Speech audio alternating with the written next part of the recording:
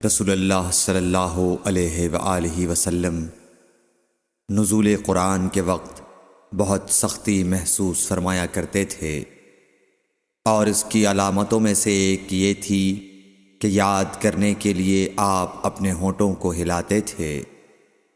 ابن عباس رضی اللہ تعالیٰ عنہ نے کہا، میں اپنے ہونٹوں کو ہلاتا ہوں جس طرح آپ ہلاتے تھے۔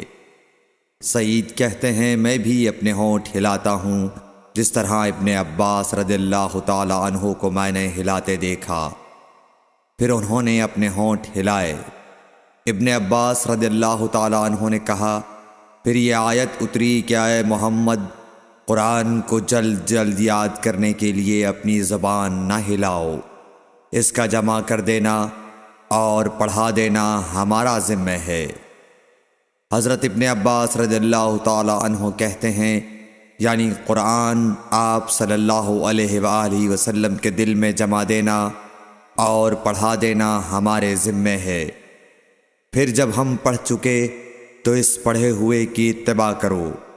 ابن عباس رضی اللہ تعالیٰ عنہ فرماتے ہیں، اس کا مطلب یہ ہے آپ اس کو خاموشی کے ساتھ سنتے رہو، اس کے بعد مطلب سمجھا دینا ہمارے ذمہ ہے۔ پھر یقیناً یہ ہماری ذمہ داری ہے کہ آپ اس کو پڑھو، یعنی اس کو محفوظ کر سکو۔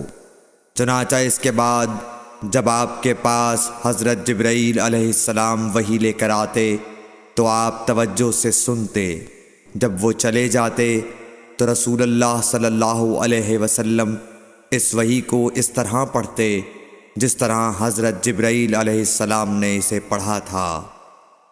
صحیح بخاری حدیث نمبر 5۔